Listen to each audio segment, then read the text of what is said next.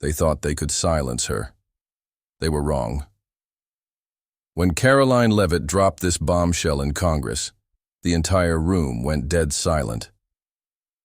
What she revealed next changed everything. Karoline Leavitt's entrance wasn't merely noticed, it dominated the space, sucking all the oxygen from the cavernous hearing chamber as she moved with the precision of a chess grandmaster making their opening gambit. The way her tailored jacket hugged her shoulders, the subtle sheen of her dark hair pulled back in a ruthlessly efficient ponytail, the way her manicured fingers clutched a slim black binder containing what everyone knew would be explosive material. Every detail was calculated to project unshakable authority. Across the room, Jeffrey Goldberg sat with the weary posture of a man who had seen this play before, his rumpled suit and loosened tie a stark contrast to Leavitt's polished armor. His fingers, stained with decades of ink from countless notepads, drummed an irregular rhythm against his knee, the only outward sign of the storm brewing beneath his calm exterior. The reporters in the gallery leaned forward unconsciously, their pens poised above notebooks, sensing that this wouldn't be just another political theater performance. This would be a bare-knuckle brawl where the stakes were nothing less than the public's trust in their institutions.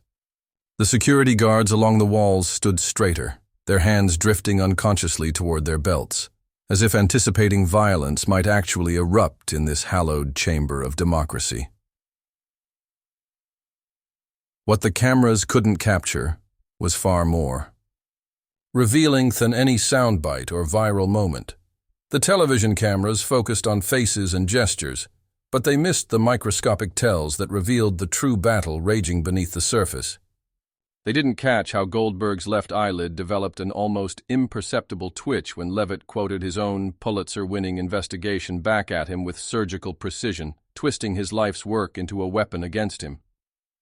The microphones picked up words, but couldn't convey how Leavitt's knuckles blanched white around her pen when Goldberg casually mentioned a confidential source by first name, a name she recognized from her own classified briefings. The gallery, full of journalists, scribbled down quotes but failed to note the way the air conditioning seemed to fail as the room grew hotter, more claustrophobic, the scent of nervous sweat mingling with expensive perfume and stale coffee.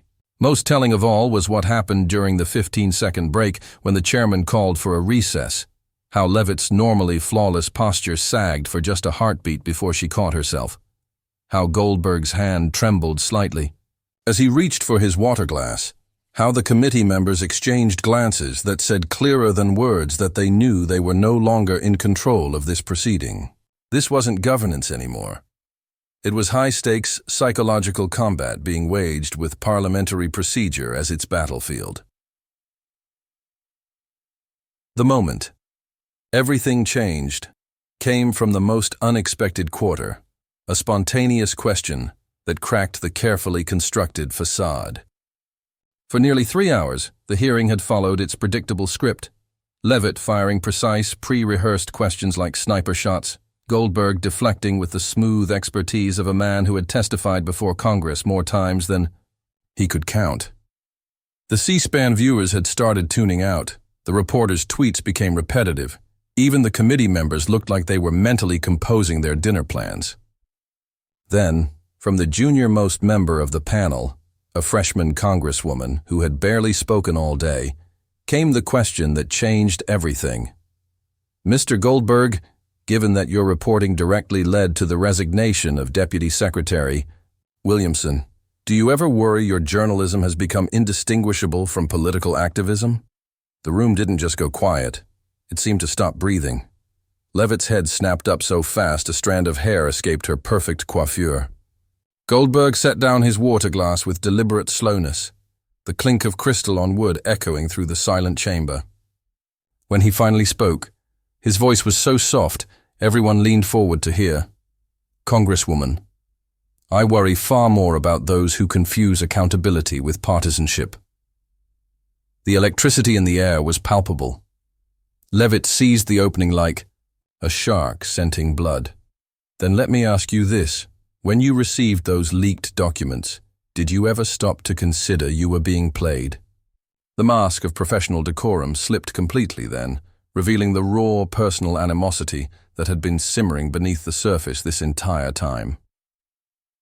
The aftermath revealed more about our divided nation than the hearing itself ever could in the days that followed. The political world fractured along predictable lines. Cable news channels ran endless loops of the most dramatic exchanges. Social media algorithms amplified the most extreme interpretations, and partisan operatives fundraised off selected clips.